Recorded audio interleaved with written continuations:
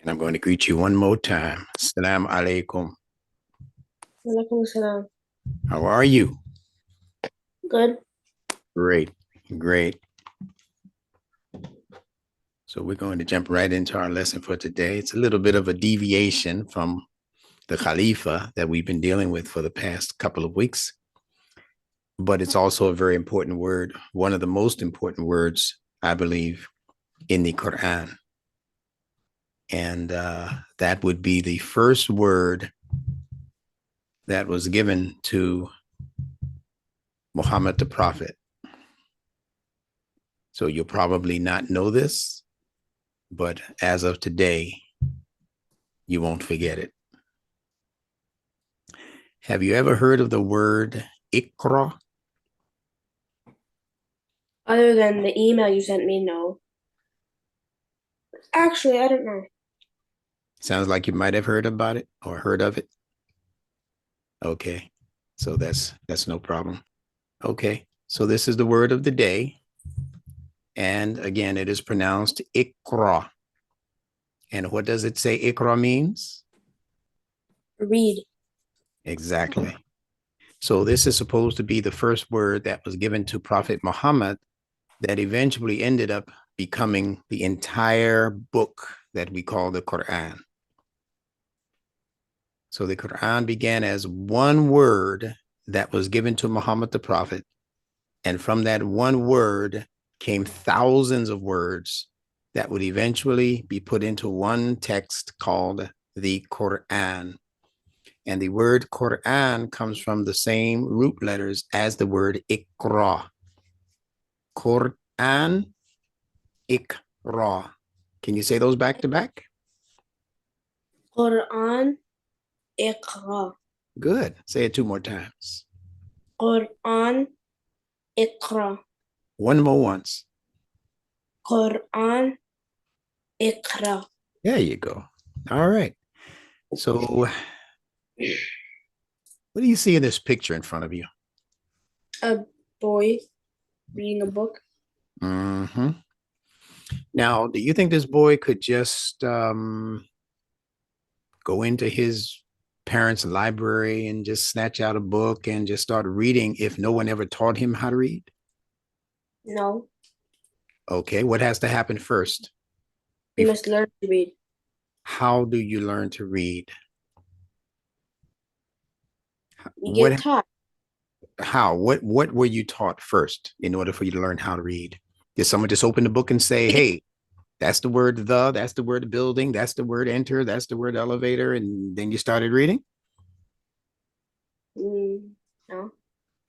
How did you first learn how to read? The alphabet. Good. So how many alphabets were you taught at one time? Like the alphabet, how many letters there are? Well, how many letters are there in the English alphabet? Like 20 something. Okay. So I want you to remember this, okay? There are 26 letters in the English alphabet. Repeat that. 26 letters in the English alphabet. Okay. And there are 29 letters in the Arabic alphabet. Repeat 20, that.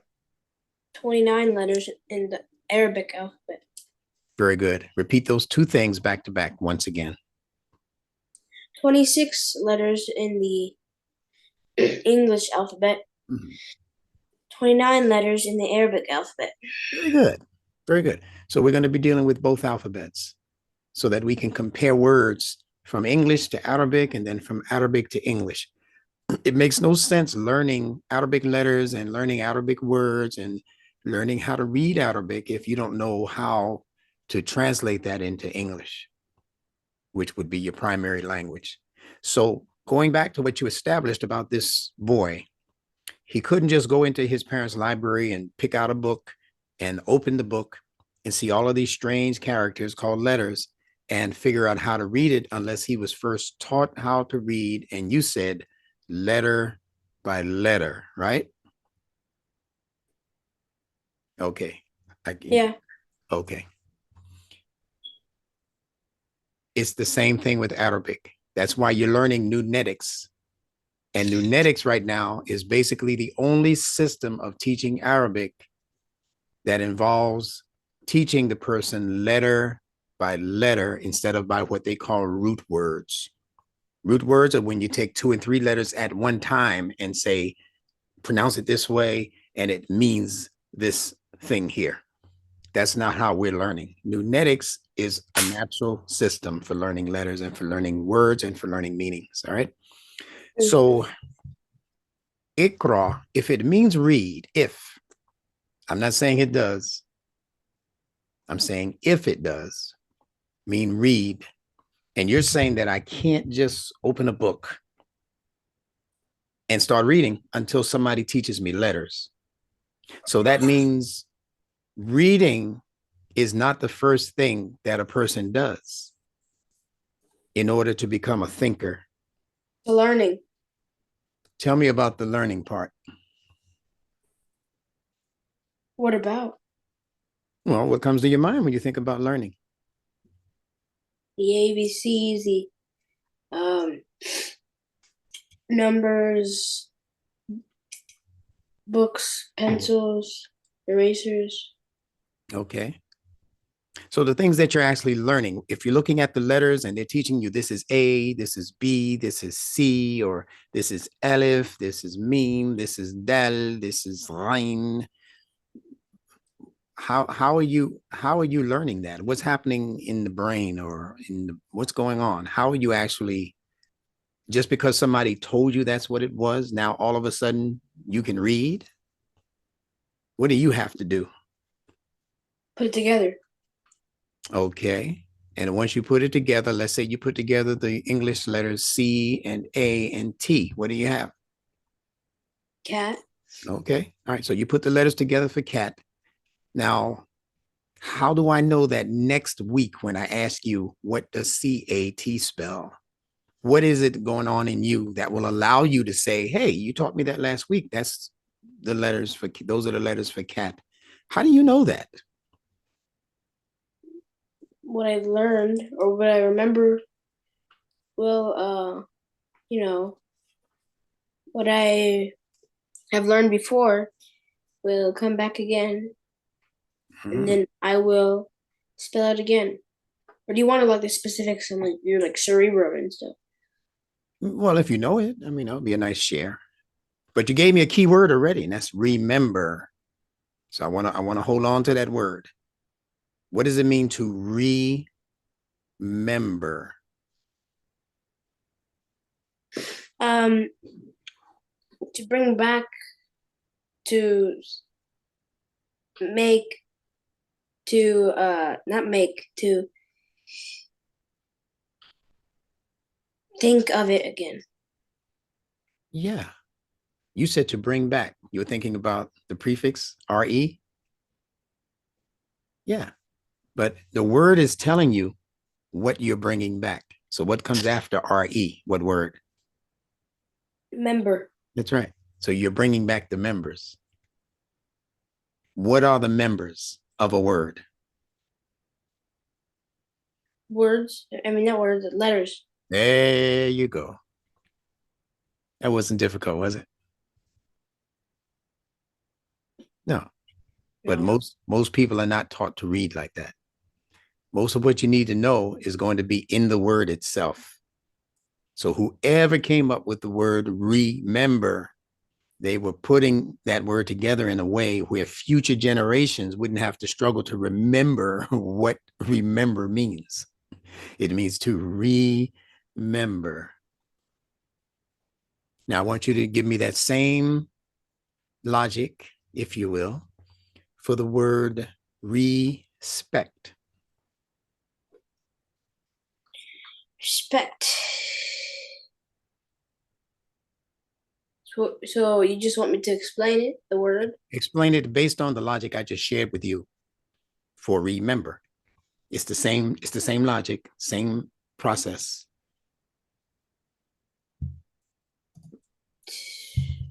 To have some sort of you don't want the meaning, right? I want whatever comes to your brain. respect sort of mean like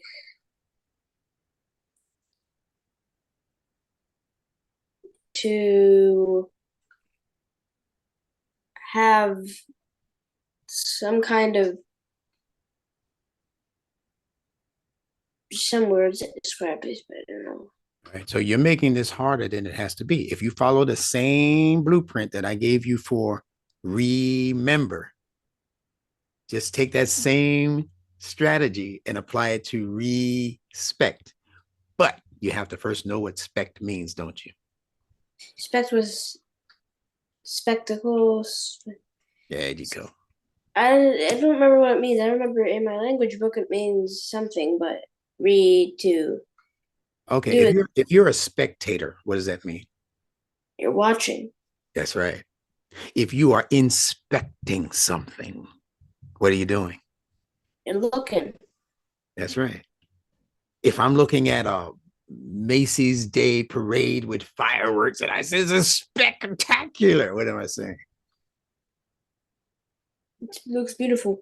That's right. You ever see an older person's eyeglasses? Spectacle? You Yeah. noticed it? Yeah. You got it, right? So in every case, spect has to do with being able to view something or see something, correct? So like sometimes it would mean so respect.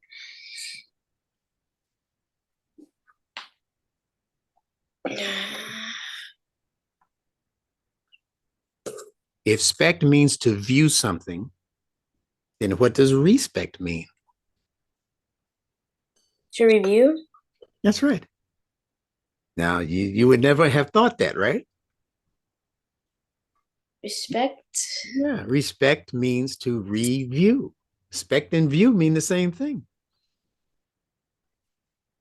So now Well, how did you jump from reviewing something to the meaning of respect when we say you need to respect what it is I'm doing?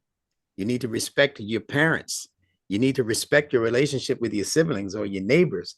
How do we jump from reviewing something to having respect for someone or for something?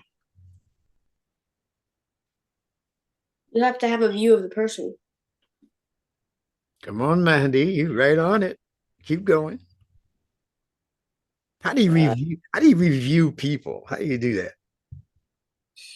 you have to so you know when you go on your phone and you go to a restaurant and then you come out the restaurant and there's two types of reviews. There's called good reviews and it's called bad reviews. There's nothing in between. I don't think so. Not in Good, my mind. good. So you get a bad review, the respect of the restaurant will get lowered.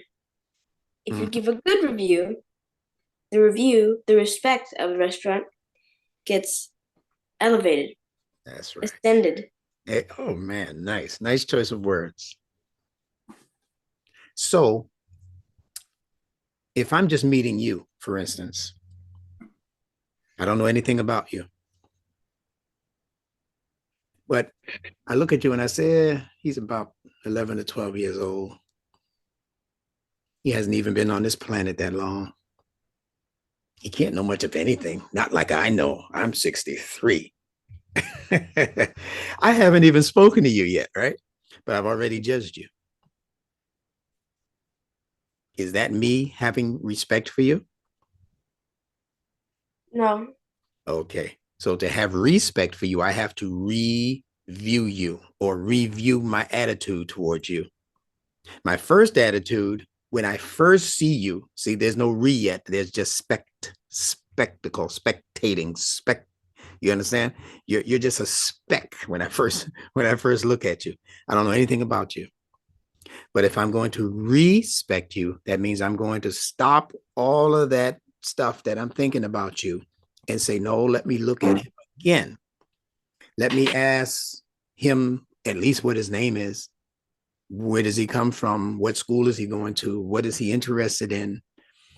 When I start asking you questions and you start showing me how smart you actually are and how respectful you actually are, then I have to review my old judgment and say, well, wait a minute. How did I come to the conclusion that he was just a little street kid or whatever? And he's almost ready for college and he's only 12, he's only 11, 12.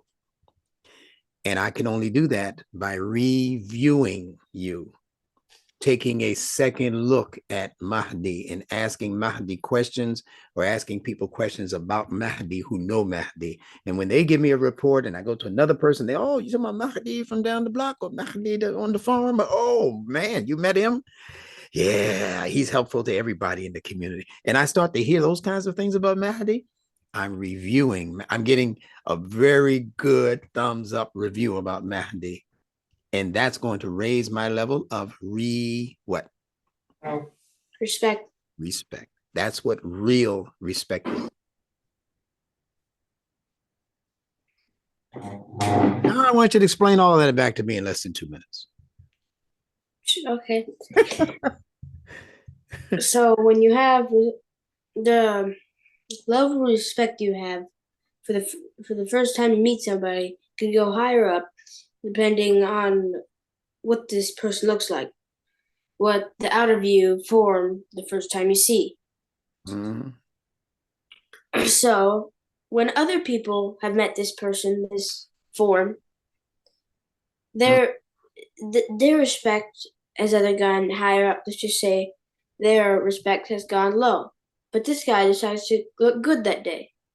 So then so you would look at him and say, he looks like a well-dressed man.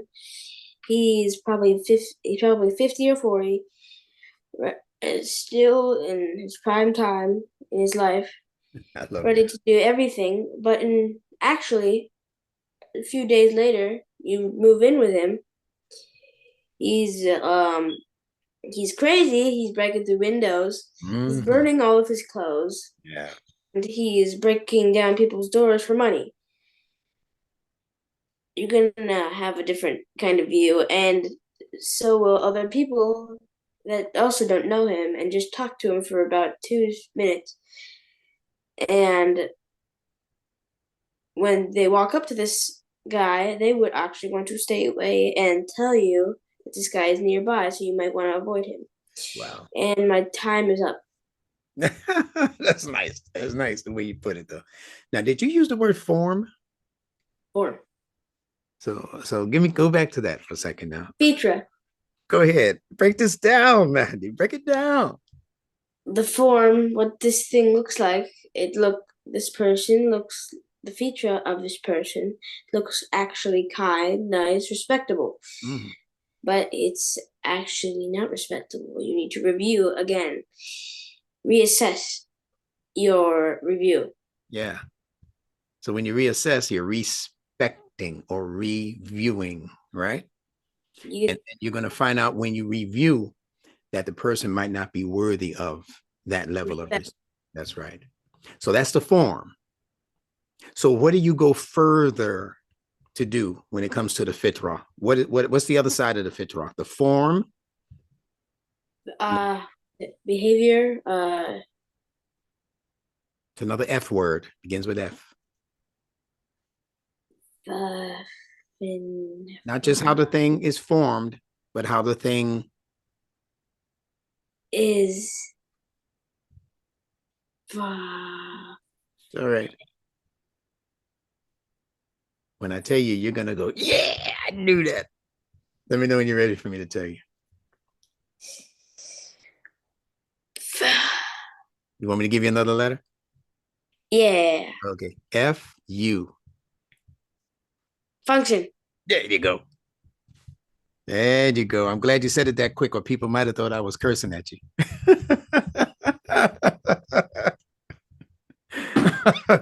All right. Function. That's right. So the more you review a thing, the more you're going to get insight into how the thing functions. If I see a leaf on a tree for the first time, say, I don't know much about it. All I know is maybe what it looks like. I can probably draw it on a piece of drawing paper, but I have to stay there reviewing the leaf to see how it functions. How does it react? How does it, you use the word behavior. How does it behave? When a strong wind comes, what happens to the leaf? See? If the leaf happens to become detached from the branch, what happens to the leaf? Does it die? You see? So once I study it more in depth by reviewing it, that's what allows me to give a greater sense of respect to the leaf, to the tree, to the branches, to the fruit, to the roots, etc. Now I can respect the entire tree just by reviewing what the leaves, you hear me? What the leaves do. You got it? Mm-hmm. All right. Beautiful. I didn't expect to go this long on this subject, but you were hitting them out the park, so I couldn't stop you. All right. So let me get the notes back.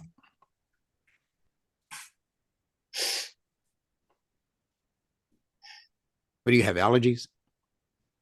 No. Okay. It's pretty cool where you are now, right? Yeah, pretty. Yeah, it was in the 40s. Yeah, I don't think it might have gone up to about 60 or so today, but it began in the 30s. So at here, sometimes it goes down to it's like 20s.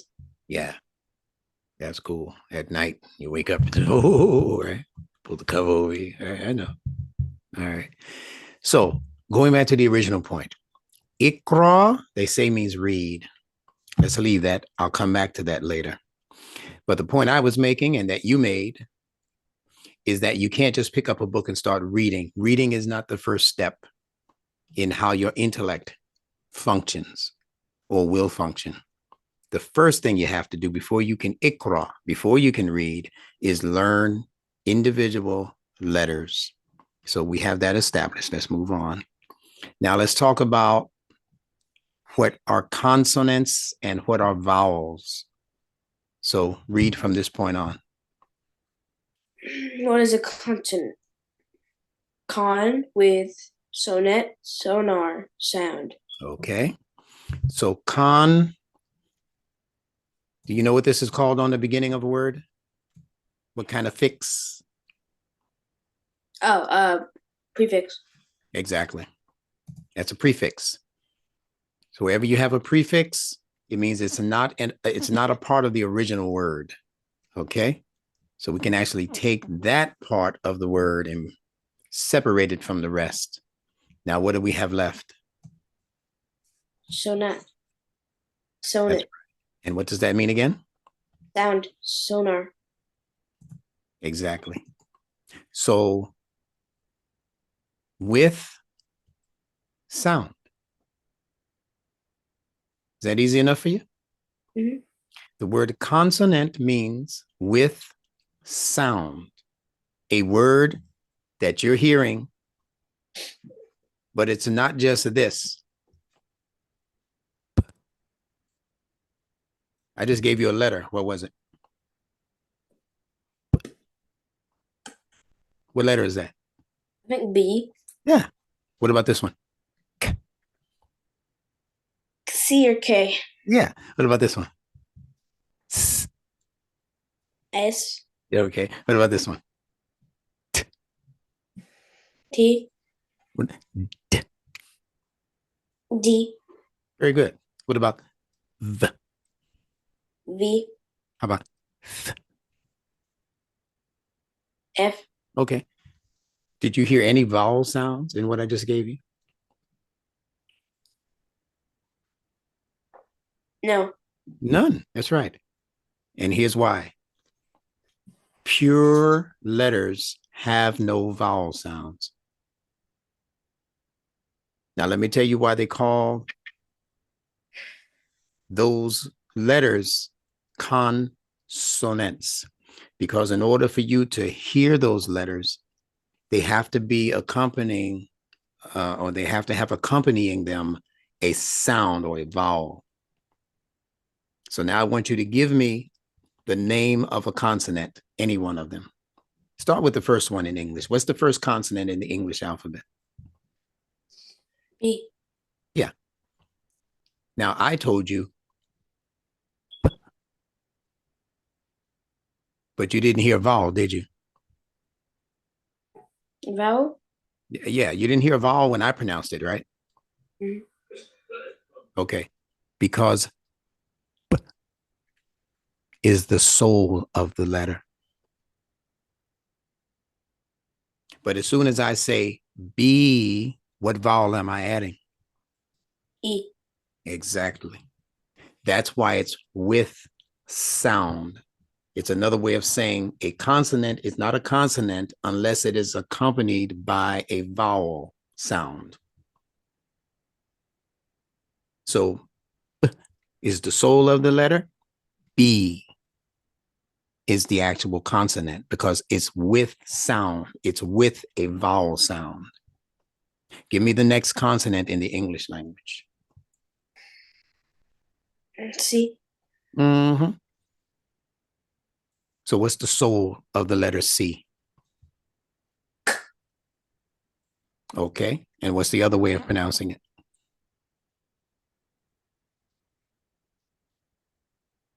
S. Yeah.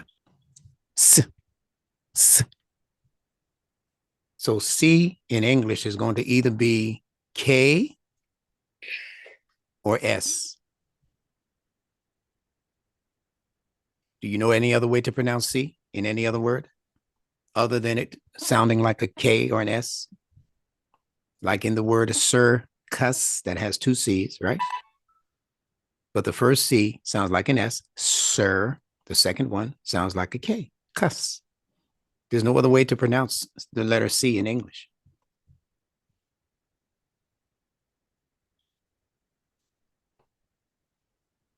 Mhm. Okay. Yeah. All right.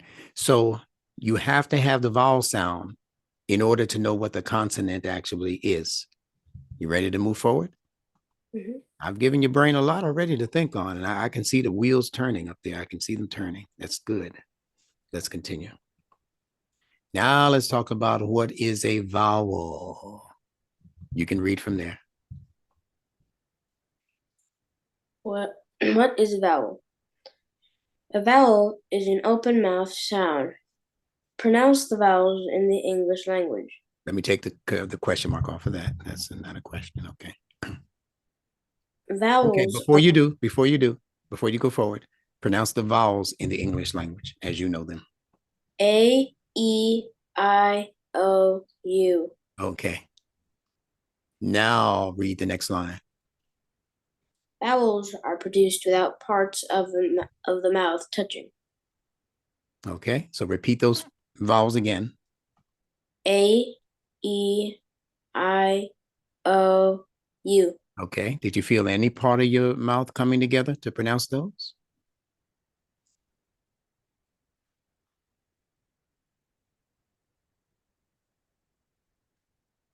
Not much. Did any two parts of your mouth touch to say any of those vowels? You have to say it out loud. You have to talk. No. Okay. No. Simple answer. Okay. All right. So the vowels are open mouthed sounds where the mouth does not touch at any point to pronounce those open mouthed vowels. I, E, U in Arabic, A, E, I, O, U in English. The mouth does not touch. All right. Just like this young lady here. She could be saying A or I, right? Her mouth is open, but there's nothing in there that's touching. Now I want you to give me 5 consonants in a row. D, L, Okay. C, Wait a minute. I'm going to put them down. Okay. Go ahead. R, Mm-hmm. N, F. Okay. Good. Good. Okay. Now I want you to say these letters very slowly, and I want you to concentrate on what your mouth is doing and what's touching what in the mouth. Okay. Mm-hmm. Start with that one. D, Okay. What touched in your mouth? your tongue and your palate. Okay. Now, let me tell you what it should be according to people who put this kind of grammar together. They say that your tongue, the tip of your tongue, should be touching the back of your two top front teeth. So try it like that to say d, D. d. Yeah. Don't let it go all the way up to the palate. That's a different letter you're going to go for, right? But let it come right to the back of your two top front teeth. D. D. There you D. go. All right. So that's where they touch. Now give me the next consonant that you gave me. L.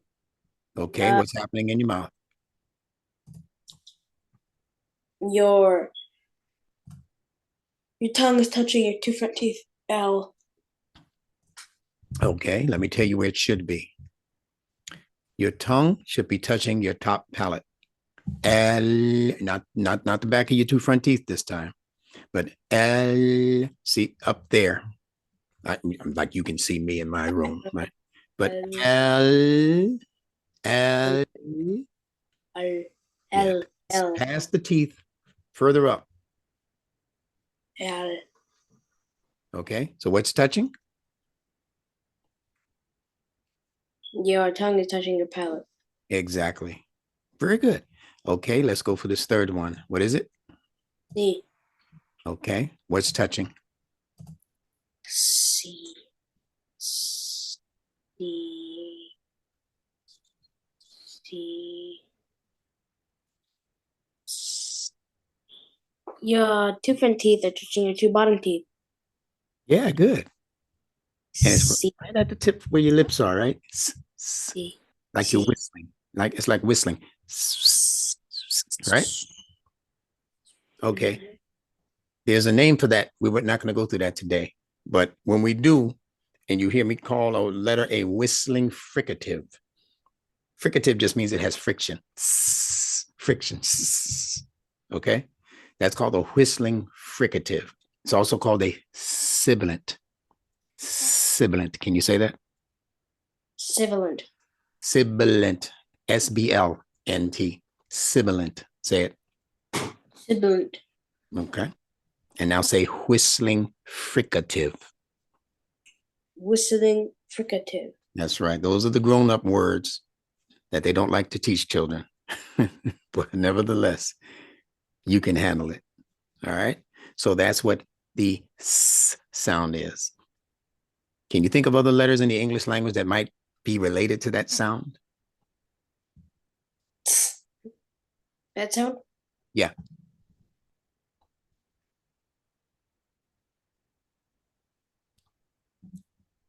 Like propane hissing in a can. Oh, I see what you're saying. Yeah, not a thing that makes the sound, but another letter that sounds like it might be related to S. There's another letter, like toward the end of the alphabet. S. Okay, so we know C and S are really like the same letter, the same sound, right? But there's another one further into or towards the end of the alphabet. X. There you go. Now there's one more right at the end of the alphabet. Z. Yeah. See, same part of the mouth. Say it. Z. Z. Now say S. S. It's the same part of the mouth. So those letters are siblings. Just like if you have a little brother, a little sister, your siblings. That's what those letters are. They're siblings. Some letters are cousins. Some letters are siblings. Okay. So give me those sibilants one more time, beginning with C. C. X. Z. Beautiful. I don't think you realize how much progress you've made in the last 30 minutes, especially if you go back and study this after I send it to you. All right, so those are the sibilants. Now, the next letter that you gave me, that's a consonant. What does consonant mean again? Consonant means it's like the whole word. No, With sound. how we broke it down. Consonant. What do they mean? With sound. There you go. You can't pronounce them unless you give them a vowel. That's another way of saying it. The vowel is the sound, right? Mm-hmm. Okay. So let's go for R.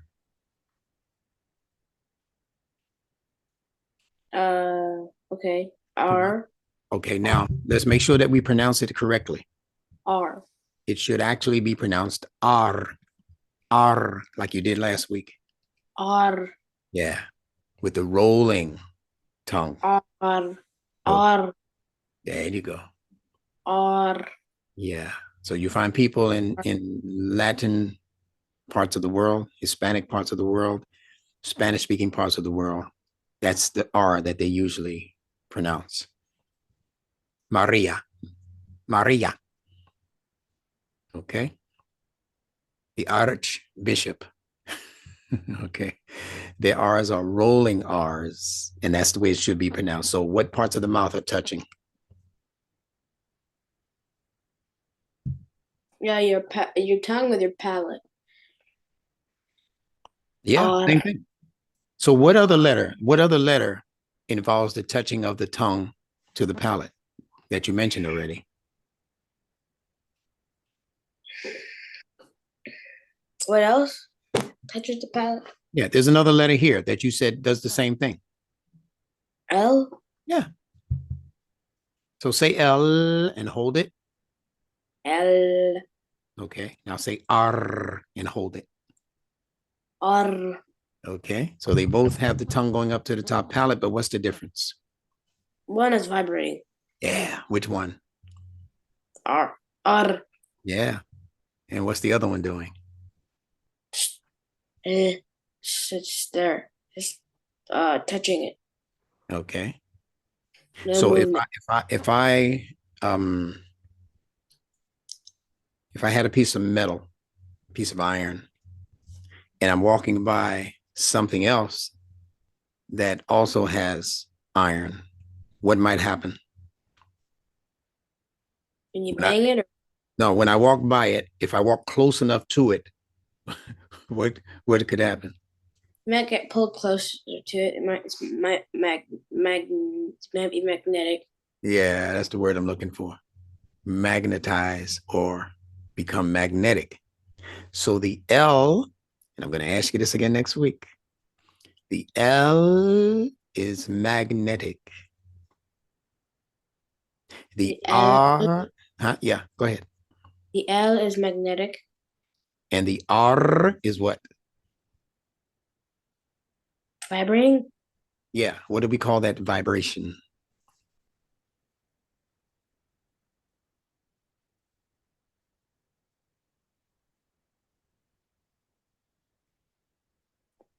There's magnetism. What's the opposite? Oh, repelling. Mm, yeah, but what's the word that we give it in science?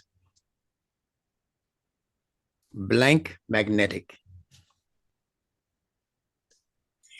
Like magnetic. What's the blank? Negative? No. Mm-mm. Repulsive? You're using all the right words, but not for this particular case. You want me to tell you what it is? So you can go, oh, yeah, I knew that, right? Uh, Let me know when you're ready.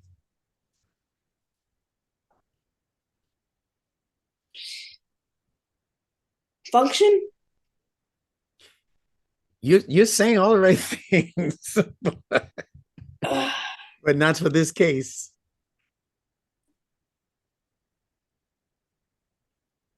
All right. no. I'm going to tell it to you. Ready? Mm-hmm.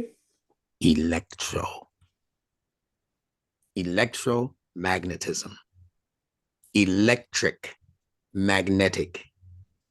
You see it now? Mm-hmm. All right. They are mates. They go together. Electricity, magnetism. This entire universe is electromagnetic. Although magnetism has the stronger force,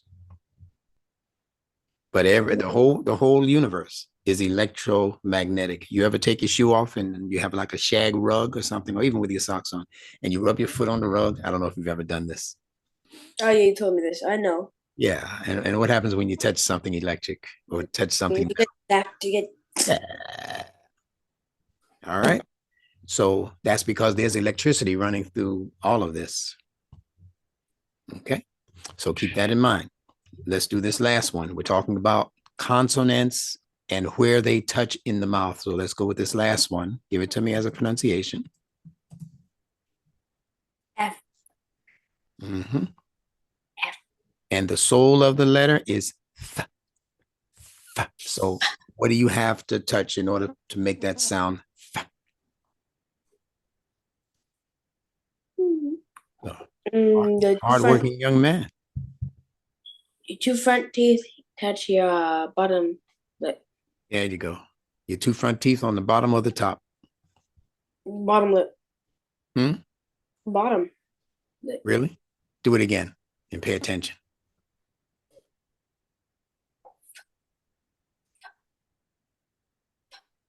The two front top teeth touch your bottom two. There you go. Say it again. The two top front teeth touch your bottom lip. That's correct. All right. So all of those are touching. You can do the same thing for every single consonant in the English language and in any language. If there are consonants, you can do that same thing. You can practice that same thing. Okay. All right. Now you've done this already. Pronounce at least 5 consonants. You did that for me. They are D, L, C, R, and F. Or if you're giving me just the soul of those letters, how would you pronounce each one of these? D, L, K, R, F. Okay. That's close, but no prize. I don't want to hear any vowel sound. If you say duh, you gave me the small U sound like cup. Duh. So it's not duh, it's what?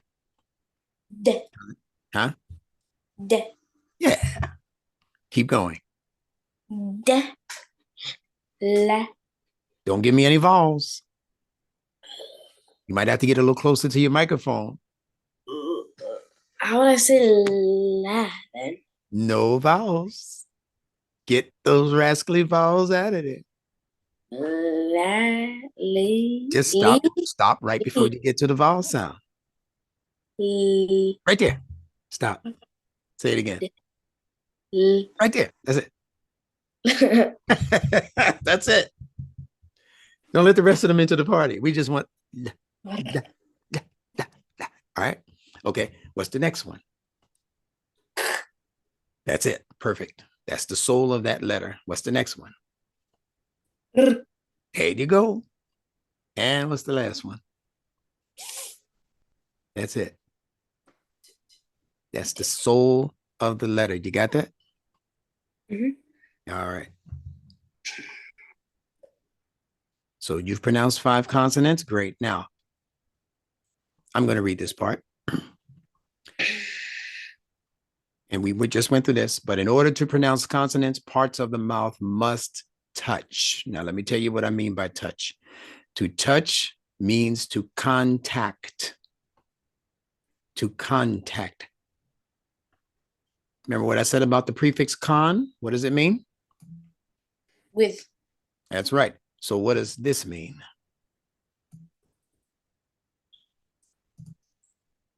Tact. With touch. Huh? Yes, right.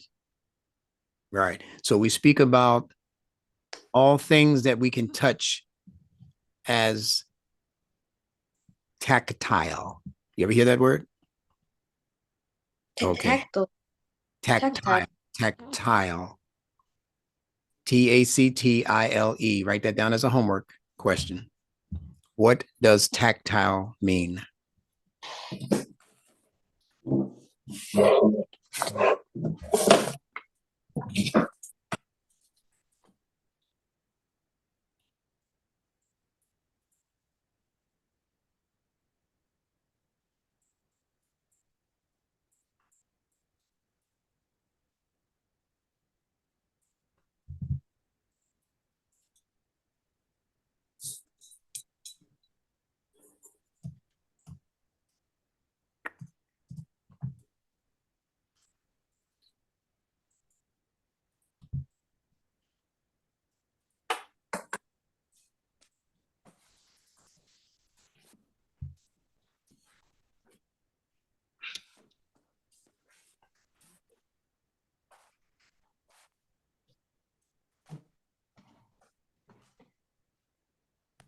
Done.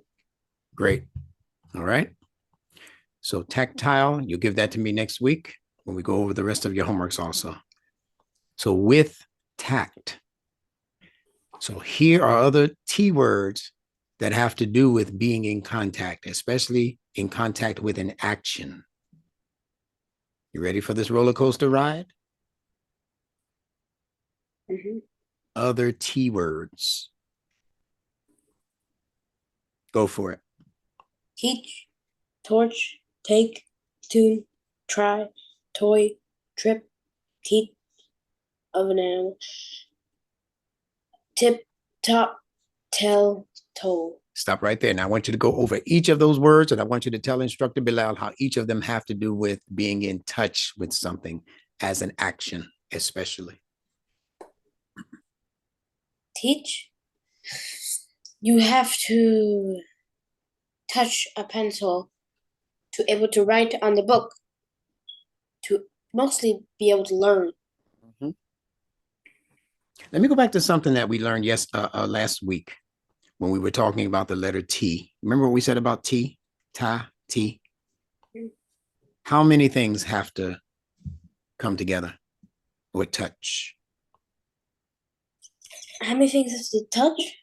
Yeah, in order to for the letter T suggests that a certain number of things are coming together. How many things? 2, 3, 4? Two. Yeah, that was your lesson last week when we were talking about the letter ta. Remember the letter with the 2 dots, the little bowl, and then the 2 dots on top? That was Mm-hmm. ta. That was ta. We weren't learning about tea. Yeah, we did. Sure, we did. Okay.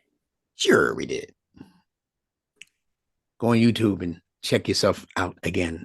It's ta. All right, we were talking about that. We didn't talk about it and we didn't emphasize it like we did when we were talking about Khalafa and Khalifa, but we've gone over ta a couple of times since we've been together. So just go back in your videos and you'll see it. So I mean, even if you look at the English letter T, are there 2 things touching? Mostly. What do you mean mostly? Are you looking at the letter? Mm-hmm. Torch. No, yeah, but I'm looking at the letter T right now. Are there 2 things touching in the letter T itself? Mm-hmm. What are they? Two lines. Okay. What do you call those lines? What do you call the straight up line? Begins with a V.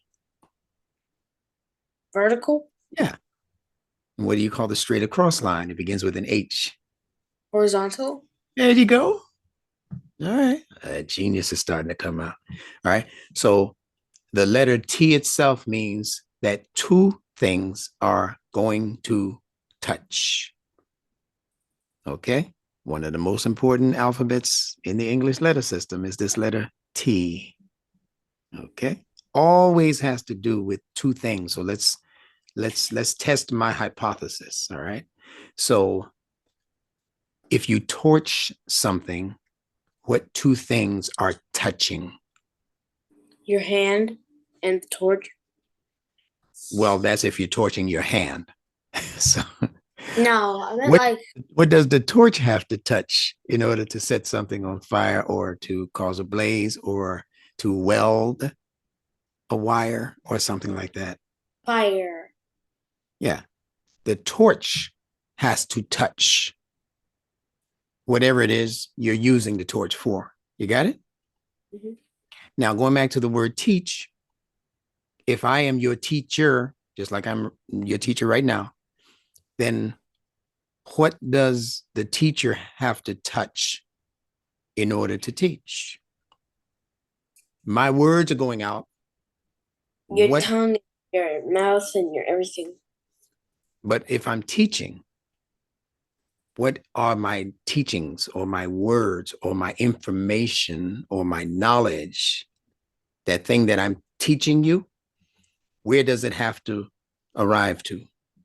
Your ears, your My brain. ears? If I'm teaching, it has to arrive to No, my no, ears? mine. Yours. You're the second person, aren't you? Mm-hmm. That's the 2. The teacher, the pupil. The instructor, the student. The teacher, the learner. It always has to be two in order to teach. Now, you can teach yourself some things too, right? Teach yourself how to ride a bicycle, but it's still you talking to somebody inside your head. Oh, I got to do this. I'm embarrassed the way I fell off my bike in front of Susie. Yeah, I'm not going to do that again. That's just you teaching yourself. You're talking. See, talk words, but you're talking to somebody else or you're talking to yourself. You ever talk to yourself? A lot. Huh? Mhm. Yeah, Yeah. of course. Who doesn't? Everybody Mm. talks to themselves. That's how you teach yourself things. But there's still the experience and you in a two-way conversation.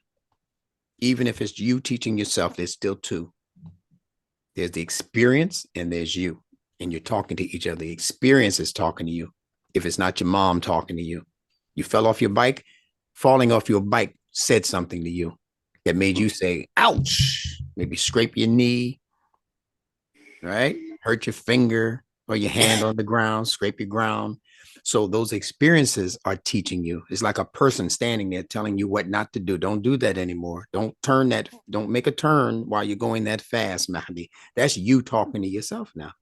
So you are able to teach yourself also. So tell me about the word take and how it involves two. You have to. There's two things. You can't take you can't take air. I mean, you can, but you have to you gotta let the air touch you. You can't just take. Yeah, you can take If in. you're like, I'm gonna take Billy's bike, and like you just what's like, and there's no bike, and you decide that I'm gonna take Billy's bike, and there's like no bike there. Then you can't take it, right? Yeah, you can't take anything. You gotta Right. have something to take. That's right. So that's something to take is the second thing, right? The second thing. All right. Now let's talk about one that's a little harder to figure out. Tune. Like tune a piano or like what kind of tune? Yeah, let's start with that. So you when you tune a piano, you got to touch the piano, or else you wouldn't be tuning it. Very good. Very simple. I like the way you put that. There's other meanings for tune, but we're going to stick with the basic ones right now. What about try? How is that too? Depends on what you're trying. Tell me. So when you try, you can't try nothing. Like if let's just say you got a deck of cards, and then you say, "Hey, I want to try to play a game of something. I don't know. What are they? Goldfish. Mhm. Something like that. I want to play a game of cards, and then I want to try to play a game of cards and try to win. You gotta have a goal for you to try. Nice. Without without a goal, you can't try anything. So the goal is the second thing. You have to have a stimulus, a motive. Mahdi, a stimulus. That's correct. Or else you're just throwing cards at the table. You know, you're not really playing anything. You're just kind of, that's not trying anything. Throwing cards on the table. You can do that anytime as long as you know how to use your hand. Yeah. But if you're playing a game that has, as you would say, a stimulus behind it and a goal, and the goal is to win the card game, I guess, for many, right? That's what we're talking about. That's fun. That's wonderful. All right. So let's get through these other ones and we'll be through for today. And we'll pick them up right here next week. Toy. How is that involving two? Toy. Toy. Well, at a store, you want a toy. So you're gonna try to convince your mom or buy it yourself with your own money. Toy. What do you want me to tell about the toy? I know you want me to tell like How does that have to do with What touching? is it about a toy that involves two? Yeah, you on it. Keep going. You You remember the want it, movie? What was the gotta touch. movie? Um, Toy Story. Did you see that? You ever see that movie? Yeah. Yeah. So all of his toys, I think his name was Woody. All of, oh no, Oh, Woody was little the guy. main character. Okay. Okay. So, but all of the toys that belonged to the little boy were in the room. Every time an adult would come in or a person would come in, all of the toys would just be doing that, right? Yeah, yeah, yeah, doing that, right? Until someone decided to touch them or to tell them to do something, right? So the toys became animated when they became in touch with Woody's directions. Do this, don't do that. Hey, your sister's coming in the room, shut it down. So if I had a GI Joe, the GI Joe would just sit in the corner of my room until I decide to take the GI Joe and play with it as my toy. It takes me and the toy in order for the toy to realize its purpose. Or as you would say, its goal. My goal is to have fun with this toy, but it has to be me taking and touching the toy. Me and the toy have to be together. That's the ta or the T that ties us together as two entities, the toy and the person. Did I say that too fast? Okay. So let's go through the rest of these words. Trip. Now I know there's different meanings for trip. I want you to think of whatever you're thinking about when it comes to a trip or someone who tripped. How do both of those have to do with two? So when you trip, you can't like trip on thin air unless like thin air became solid just that for once like single moment. Yeah. Like that one area that one single area of thin air decided to become solid. I Mm-hmm. mean, you can't trip on nothing. You gotta touch something to trip. Your feet have to touch something to trip. Without touching anything, you won't be tripping. All right. So that's two.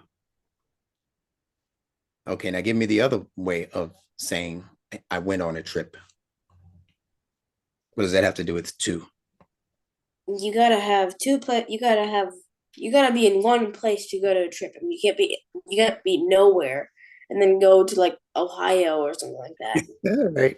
You You gotta at can't least, be yeah. if you're nowhere, then technically you don't exist. You can't go on a trip. You're like not alive or something. Yeah. Yeah. So you gotta at So least be in Kentucky, right? If you're you gonna got go to Ohio, somewhere.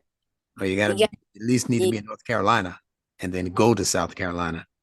If you and take, then you yeah, have to, you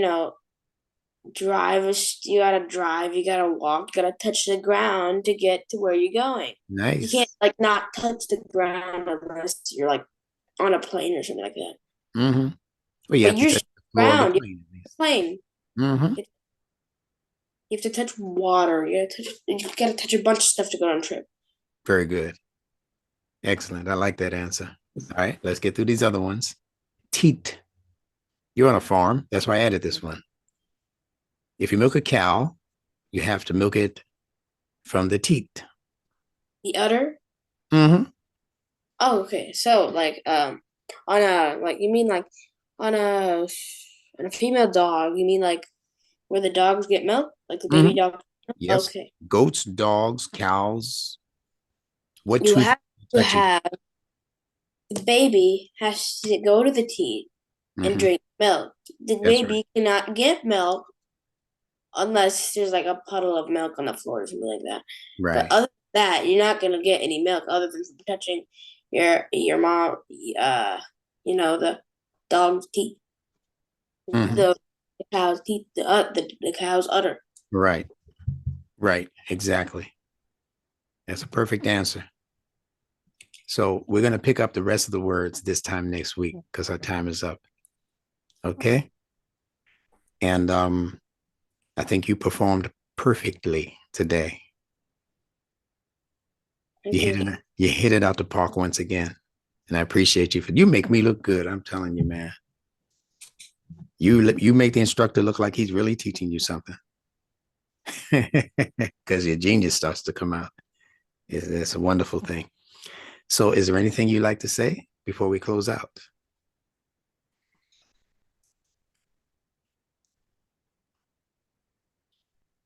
Uh, you must have touched the button for the video. I mean, The question is, oh, I like that. The thumbs up for the instructor. The question is, have I touched you? no, All right, not yet. no. Not yet, but I will. I will. I'm going to touch that mind and you're going to become like super duper genius. Okay. Because if I'm I'm, afraid of that. huh? I'm afraid of that. If I know too much, it could be a danger to my own self. How so? Explain that to me. I'm going to give you a minute to explain that. Sometimes, if you know too much, the world will be afraid of you. And when the world's afraid of you,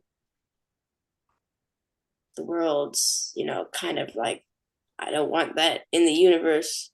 I don't want that in my house. I don't want this person staying around in my house. I don't want this person near me. I don't want this person near my people.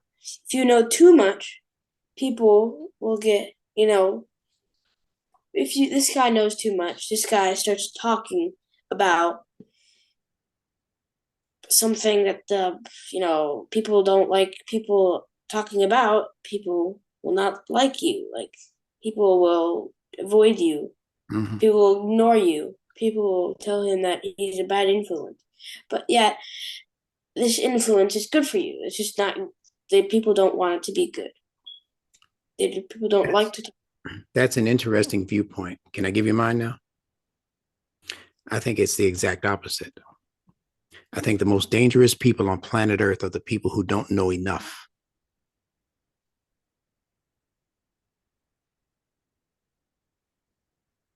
Even in the Quran, Allah ends a lot of his sentences by saying, and most people don't know. And most people do not have knowledge. And most people are not aware of the science behind that Allah just spoke about.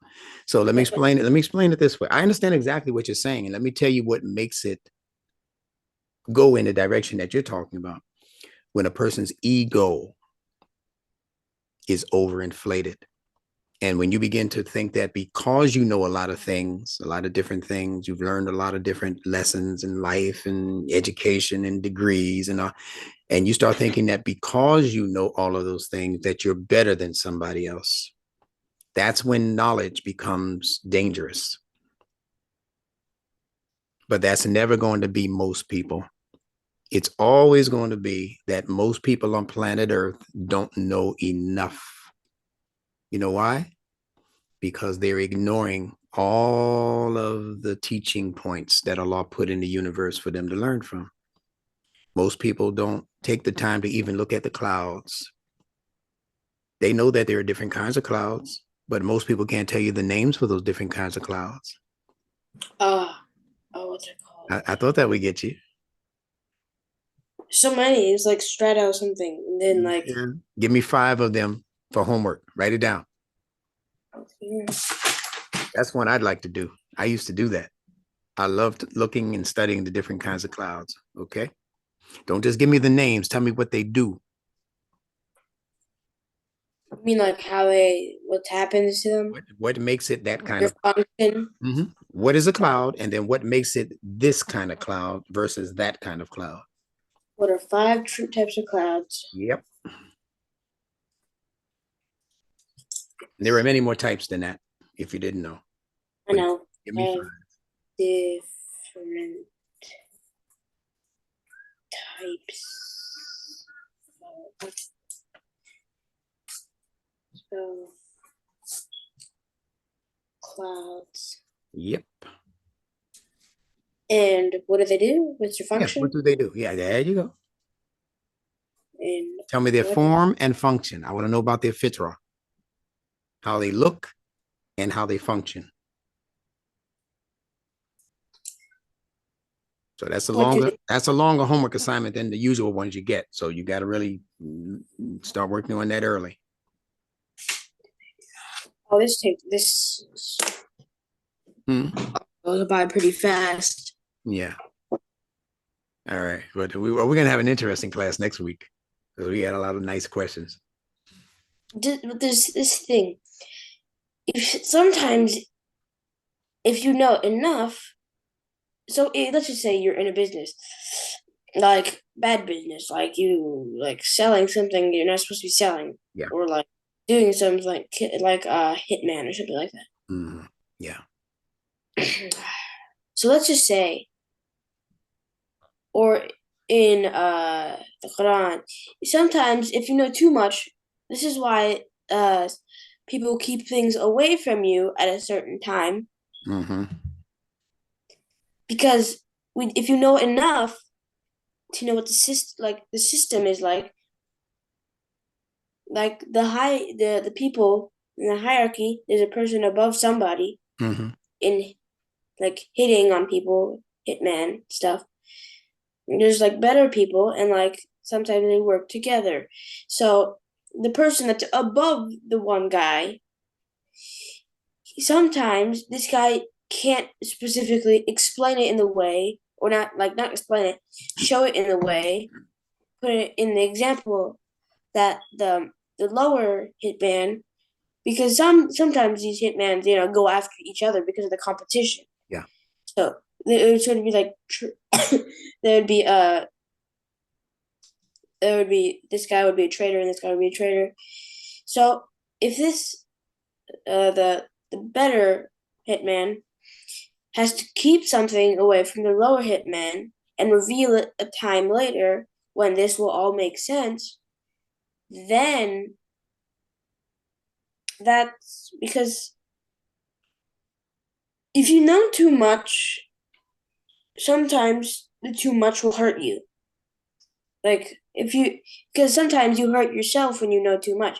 Because like if you, when you know that information that they kept away from you, you're gonna think that they're trying to kill you. So you're either going to try to run away or kill them back. But it depends on what you're trying to know. you know, but my point is a very simple point that most people in this world Not are too little. dangerous because they don't know enough. Now, let me explain to you what I mean by that. And I told you one of the main problems for people who know a lot of things is not that they know things, is that their ego tells them that they are better than somebody else who doesn't know it. Then you have a lot of people who don't know stuff who think they know stuff, and it's still ignorance. It's people who don't know stuff. I'll give you an example. In the time of Muhammad the Prophet, which was about 14, 1500 years ago, his people, those ancient Arabs, they used to, unfortunately, when they had baby girls, the Arab men, they didn't like daughters because they figured the daughters couldn't fight in the war. The daughters, you follow what I'm saying? The daughters couldn't do the things that the boys could do or the men could do. So some of them actually began killing their baby daughters once they were born. Once they knew, they didn't have sonograms and all of that back then to be able to see ahead of time, oh, it's going to be a girl, once the baby was actually born and the mother said it's a girl, so a lot of those daddies would take the baby right away and sometimes they throw it in the river. You understand what I'm saying? That's how ignorant people were. But look at the reason why they did it. Because they thought they were being smart by getting rid of their daughters so that they could have more boys to fight in the war. But when they got rid of more daughters, they were getting rid of something else. The more children they get. And male children's, you understand?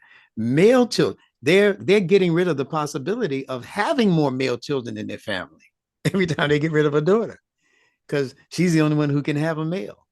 They could also some of the females are also very aggressive. So you know they might also some of them might have special abilities, special. Gifts. Now Yeah. some of them have different like feelings, have a different kind of skills That makes Absolutely. them sometimes better than the boys. So isn't that ignorant for people to just say because she's a female, I'm going to get rid of her? That's ignorant. But they thought they were being smart. That's my point. They thought they were being smart, but they were really being ignorant and not even realizing that they were ignorant.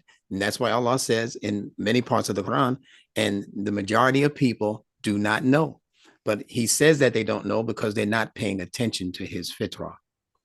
He said he put instructions in the skies. Those same clouds you're going to be studying, they have instructions from Allah. And then he put instructions in the earth, guidance and instructions in the earth. And, you know, when you stir the soil and when you plant the seed like you do there where you are, there's instructions in that that's going to help you, you know, become a better person. And Allah says that those same instructions that he put in the skies and that he put in the earth, he put the same instructions or similar instructions in you. But Allah says most people pay it no mind whatsoever. That's what I mean by ignorance. These people are walking around thinking that they know what life is all about and how to treat people. And these are the same people that will neglect you and disrespect you because of your skin color, the way your hair is textured, or because you have a beard or you don't have a beard, or because you speak a language they don't like, or because you're from a country that they don't like. So they're doing all of these things really thinking that they're knowledgeable, but they're really at the height of their own ignorance when they do those things, because those things on the most part are not respectful of what human beings are supposed to be respectful of. If I said to myself, I don't want to teach Mahdi because he's not African American. See how stupid that is? But I might think I'm being smart. Oh no, I'm going to educate only my people's children. That's dumb. I'm thinking I'm smart in doing that, but the universe knows I'm stupid as a rock. I'm dumb as a rock. I don't want to help another human being. Mahdi might go up to solve world hunger. It has nothing to do with his color or his race, nationality, his gender. Mahdi could have been a female child.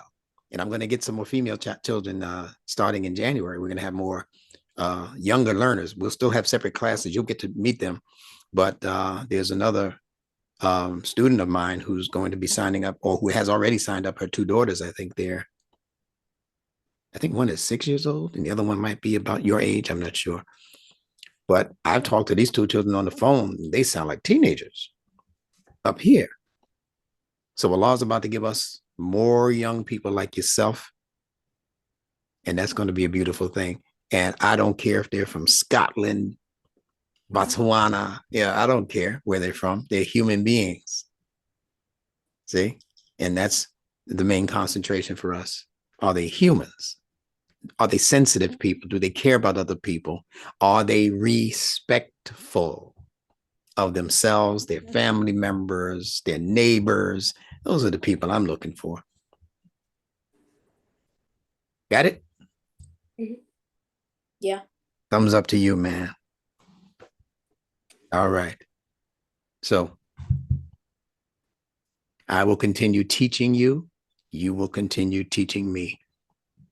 And every time you talk to me and tell me things, I'm giving you all these teas, you touch my heart.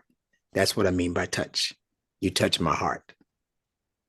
And you make me pray for you even harder. Okay? So that's the touching we're talking about. Being able to touch a person's life and influence that life to become a better life and a more successful life. That's the touch that all of us should be wanting to engage in. You got it? Mm-hmm. Okay. That's it, man. People ringing my phone off the hook because they think that we're finished for today, but we're not. We started a little later, so we grabbed a couple of extra minutes at the end. I appreciate that. You got to show me where to find my clapping hands, man. I don't know how to do all that groovy stuff that you're doing over there. Okay, so there's a button that says more. You click it, and then you just see a bunch of emojis, and then you click them. I don't see my emojis when I click more. Wait a minute. More. I see live on Facebook, live on YouTube, live on Twitch, whatever that is. Where are my emojis? Anyway, Just I think. chat. Are you on There. Zoom? Are you on Zoom, right? Yeah, I'm on Zoom. Where's my hold on. That's all right. I'll work on that when I'm by myself. I'll figure it out for next time. I want to clap back at you. All right. Until then, I will see you the next time you're able to see me. We thank you as we greet our audience in the greetings of peace. What are those greetings? Assalamu alaikum. All right. Alaikum salam to you and your family. Give everyone the greetings, and I'll see you this time next week, inshallah. Thank you.